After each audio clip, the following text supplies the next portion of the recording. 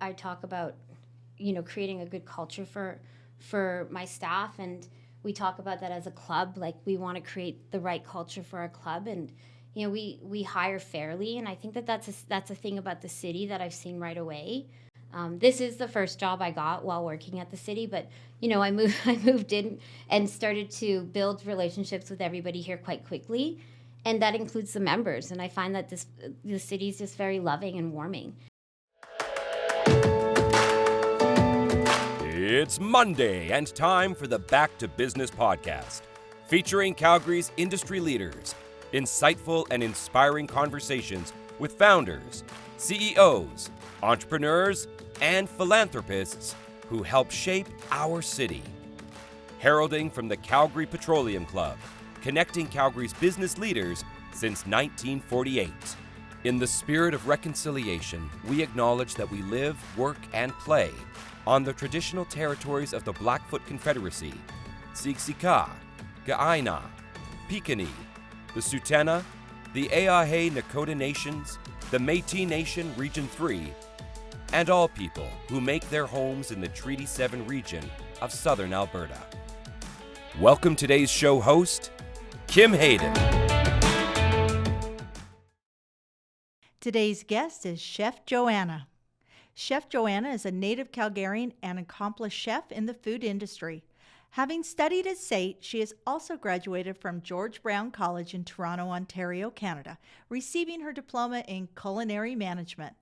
Prior to joining CPC, Chef Joanna's most recent roles were in food styling for acclaimed and award-nominated production set CSB Design Inc.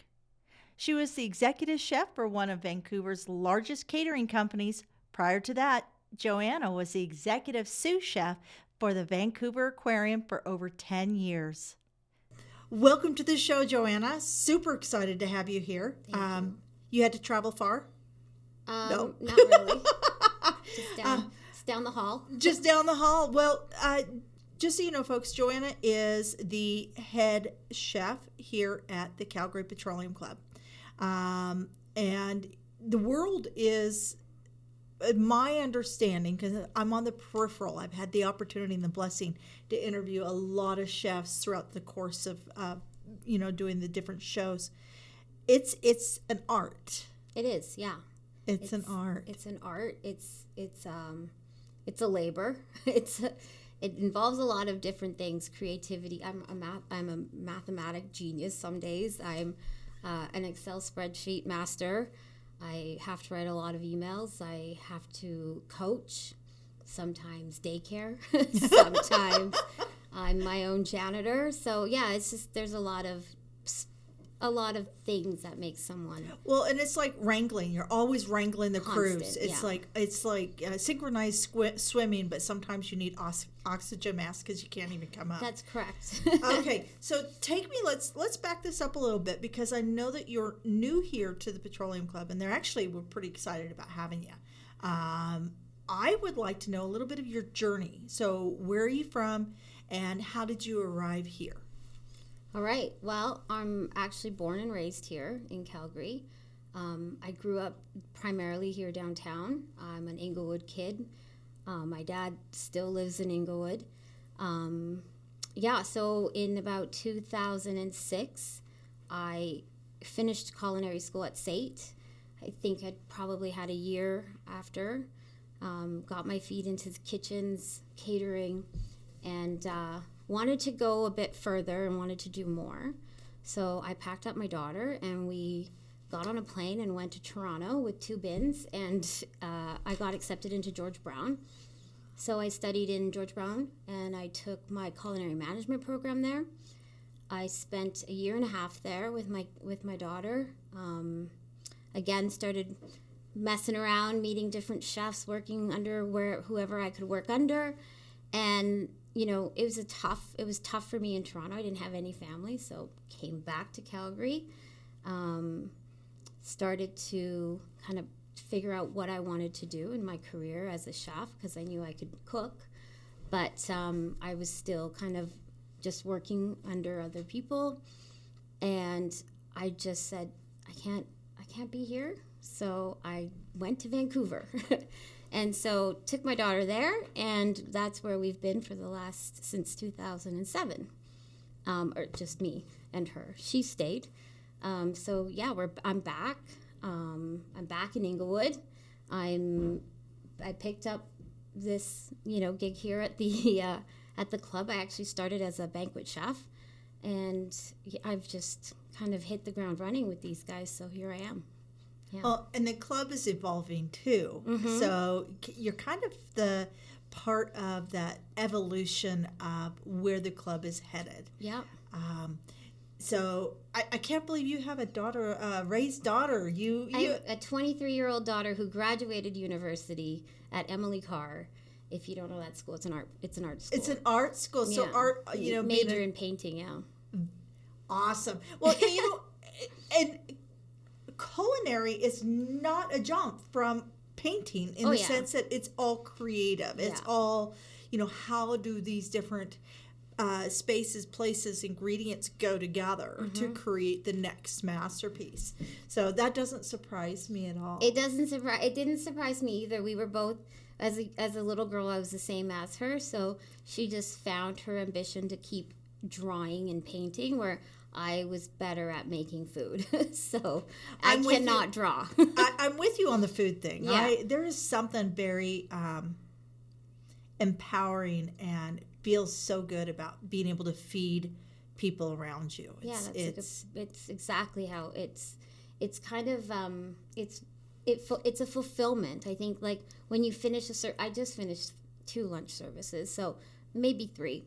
But when you finish it and you feel quite accomplished. But not only that, someone's leaving, fed, hopefully happy.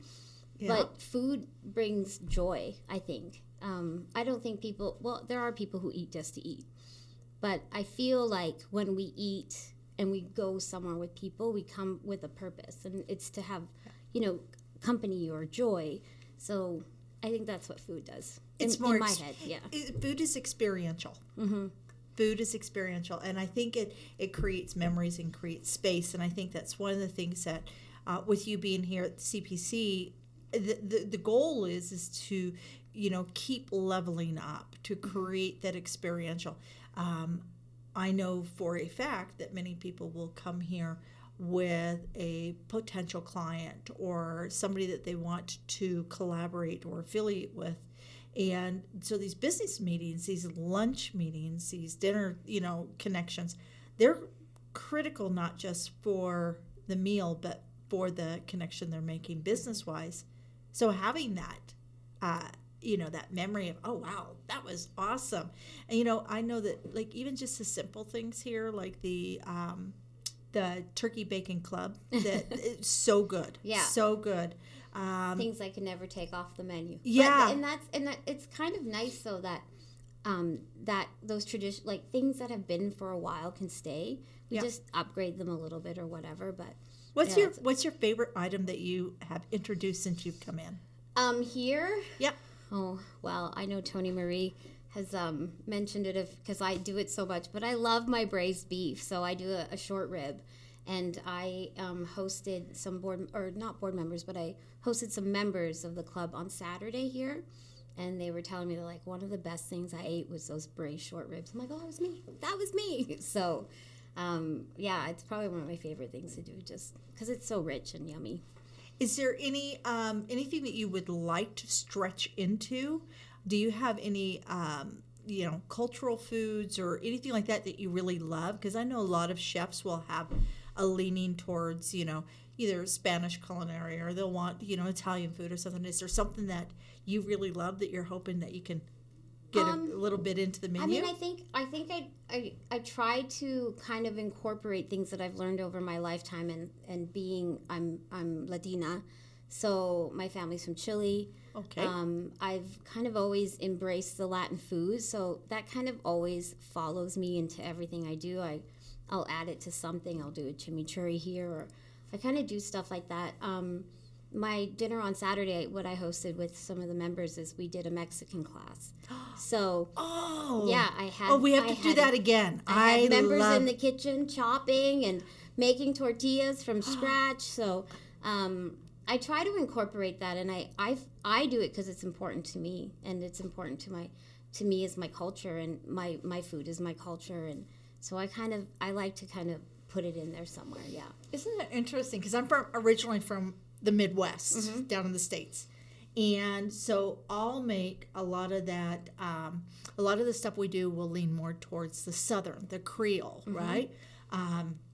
So, dropping that little hit of cayenne pepper in with, a maple something, right? Yeah. So you get that fusion of flavor. So, you have to sign me up for the next. You got it. Because I make a killer Mexican rice, which is not Spanish rice. It's right. It's a totally different, I love. Oh, great. I love it. I have a margarita machine. Am I allowed to bring that? Yeah, you can. Okay. And we had margaritas made, but we made smoked mezcal margaritas, and then we smoked. It was just a fun day. But that, again, I'm not Mexican, but I'm surrounded. And when I was in Vancouver, I was surrounded by Mexican people.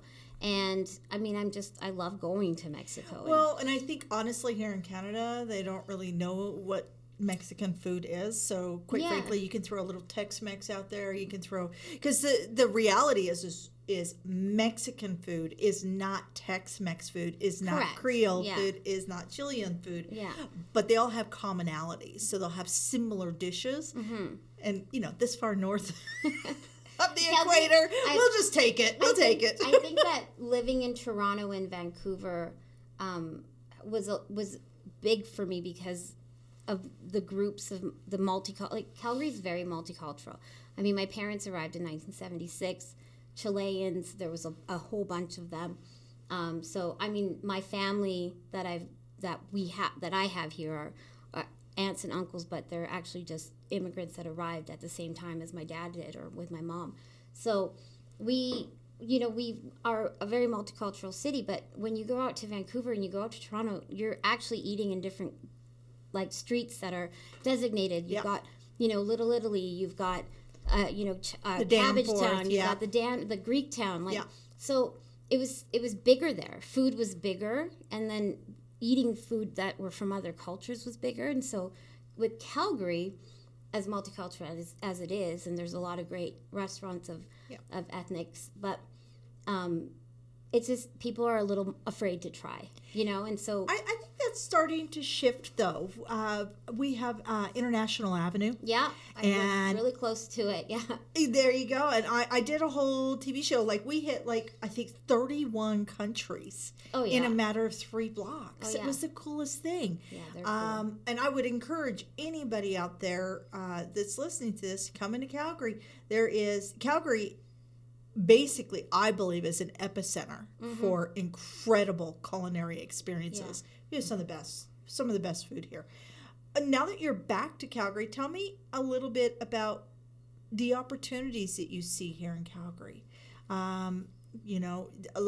We're seeing a lot of migration here in Canada from larger centers to smaller centers like Calgary and Edmonton and such. What are some of the opportunities that you're seeing here in Calgary that maybe you didn't feel when you left? Effects of the pandemic, and a lot of chefs didn't come back to it. I know a lot of people who didn't go back, and restaurants that just never reopened. Yeah. But coming here, I haven't had a lot of time yet, but I'm watching it. The city has changed so much since I left. 20 years ago, the food scene is different. What's cool is different. Obviously, we've also aged a lot.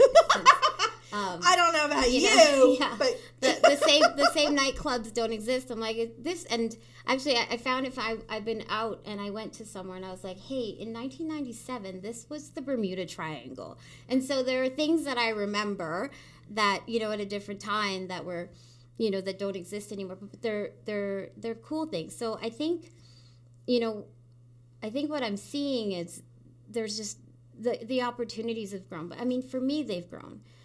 Because I grew up so much, since I left. But I got lost on that one. No, it's all good. But yeah, no, I think that there's more growth for sure, and people are expanding their concepts of. I went to Fortuna the other night, beautiful restaurant. I've never seen anything like that in the city. And then they sat me at the chef's bar, they called it, and I just was being served food by 18 different women. And I was just like, this is the coolest thing. It has been a long time in my career that I just see women leading. And I think that was, for me, that was number one. I was like, we're coming back. This place is so rad. The food was amazing. But I think that was a big thing too. Like for me, getting this position, being in this position, in this club, you know, and it was so highlighted as a man's club. Well, we've got women running it now, you know, a lot of women running it. And with the shift in that kind of equalization between male and female roles and pay and, you know, business launchings and such, because Calgary is a younger city per capita of all the cities across Canada, do you see that as playing a part in kind of the evolution now that we're coming out of, I kind of view it as 7 years of bad luck. We had COVID, before that we had the crash of the oil market. Like, we had this constant almost, you know, beating down of Calgary's economy, and we're seeing this swell of talent rising. A lot of amazing women are stepping in to the voids. What are your thoughts around, you know, women in particular in Calgary and the opportunities? Well, I mean, I could say my girlfriend is, she works in commercial real estate, and she was telling me, she's like, I did a search because she's still in Vancouver. She also left Calgary. She follows me. And she said, I'm thinking about coming home because her opportunities here are starting to look a lot more refreshing. The amount of women that are sitting in executive positions, she was telling me the other day, she's like, it's so high. There's so much potential for me. I was like, come home, let's go. Like, you know, we could do this again. It's beautiful to see. You know, I don't understand other businesses the way that I understand food. But it's just been really humbling to watch women just take over these places. I think that we've worked harder. You know, maybe you and I can say, you know, we worked really hard to get people's foot in the doors and say, you know, you're going to shine, and this is how it's going to start for you. And I think that's especially you're not as old as I am, so but I think for women like over 30, over 35, we were raised in a cultural expectation, a generational expectation of, you know, don't be too loud. It's not ladylike. Don't, you know what I'm saying? I don't know. I raised Midwest Catholic. It's like, Kimberly Joe, you're the oldest. You have to set the example. Sit up straight. Yeah. You know, I went to school with a private pinafore. Like what does that tell you? So I think that we're kind of letting the hair down and saying, you know what, we're ready to take the lead.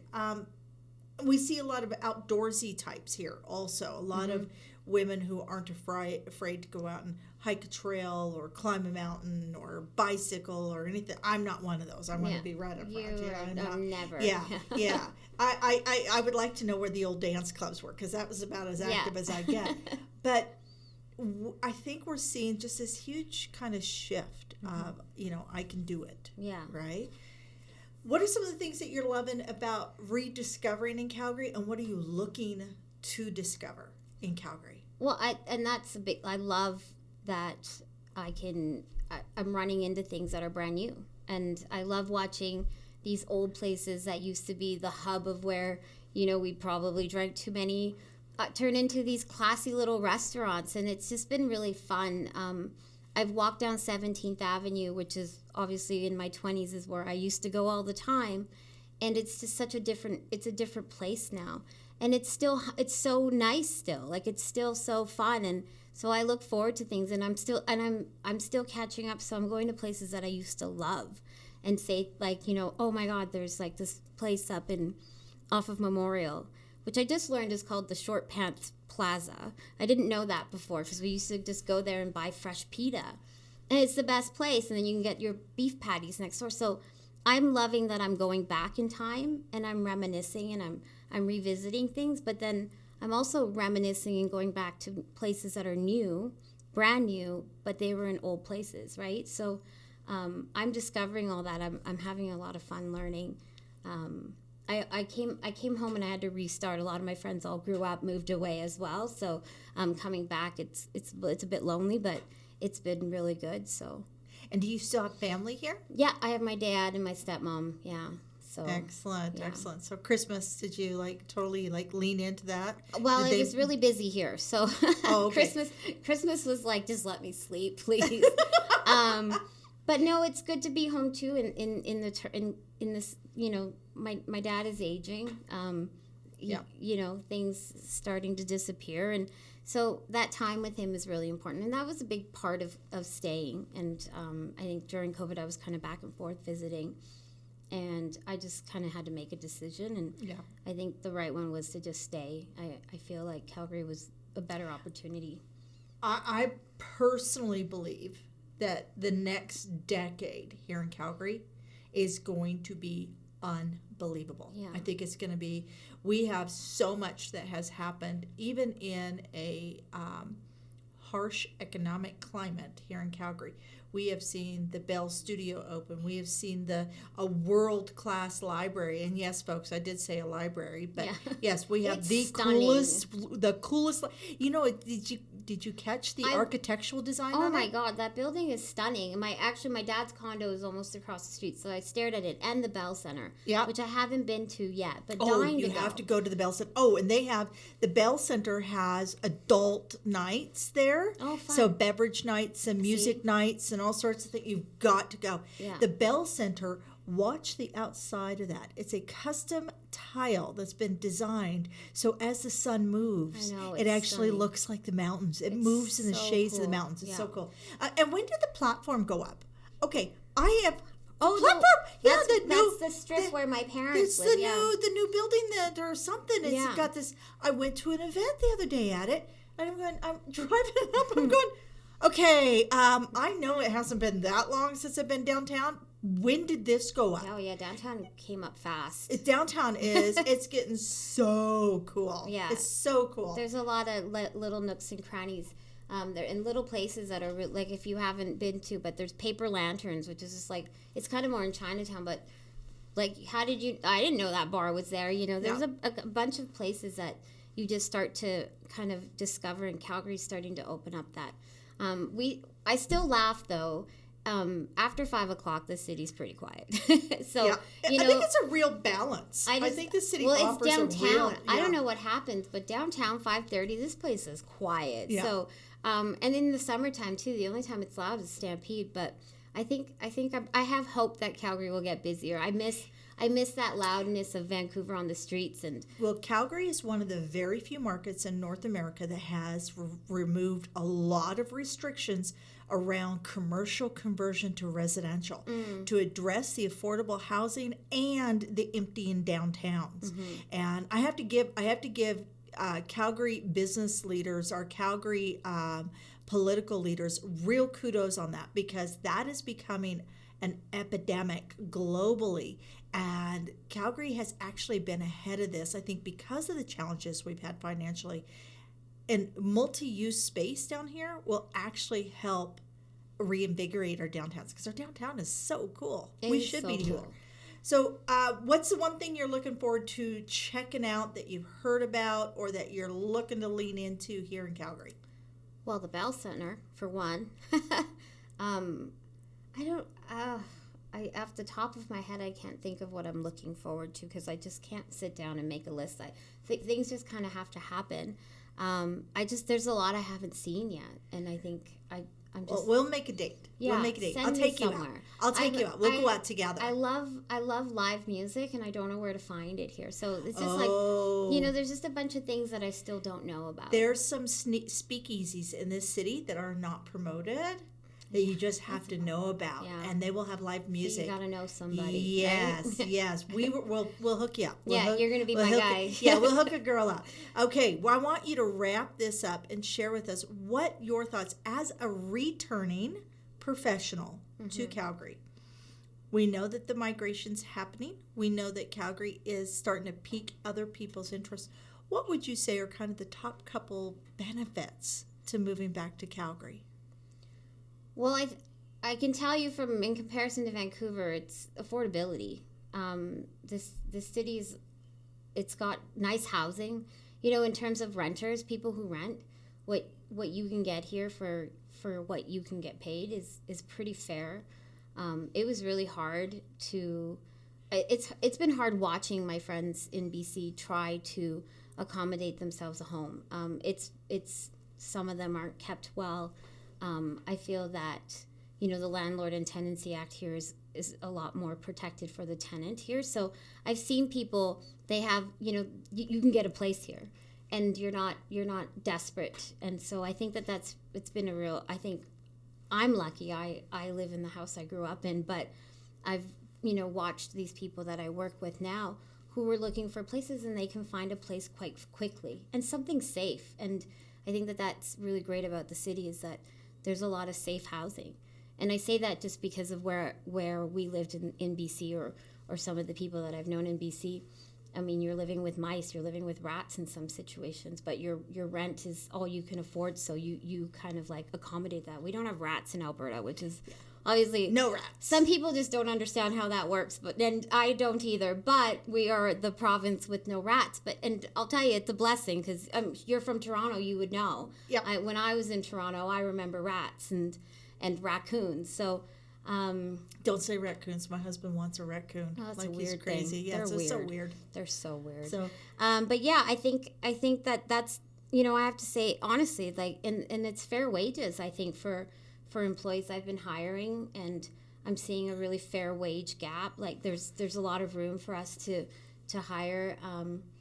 I talk about creating a good culture for my staff, and we talk about that as a club. Like we want to create the right culture for our club, and we hire fairly. And I think that's a thing about the city that I've seen right away. This is the first job I got while working at the city, but I moved in and started to build relationships with everybody here quite quickly, and that includes the members. And I find that the city is just very loving and warming. And we talk about that as Calgarians. Like when I lived in Vancouver, people say, "Oh, you must be from Calgary because you're so friendly." I'm like, okay, I guess, And so when people say people in Calgary are friendly, it's true. So I feel like that's something that you look forward to in being in the city. I think there's a lot of good energy, good good feelings in the city. So I would say that's something, if anything, yeah. But you know what? I can't say it any better. I 110% agree. Thanks. Thank you, Joanna. Yeah, thank you so much for having me. The world is changing, and it's happening faster than ever. Businesses and people are adapting, but nobody can do it alone. Maybe it's easier for Burnett, Duckworth, and Palmer to keep up because they have always been nimble and brought creative thinking to the way they practice the law. BD&P best understands your industry and your business because Calgary is their home too. They're not just legal advisors, they are true partners.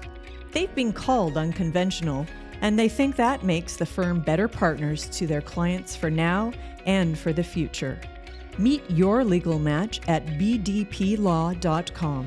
Your partners for a brilliant future. Thank you for joining us today on the Back to Business podcast. Be sure to visit calpeteclub.com, calpeteclub.com, to find out more about upcoming events, networking opportunities, and membership. If you are not already a valued member at the CPC, where we are proudly connecting and supporting Calgary's business leaders.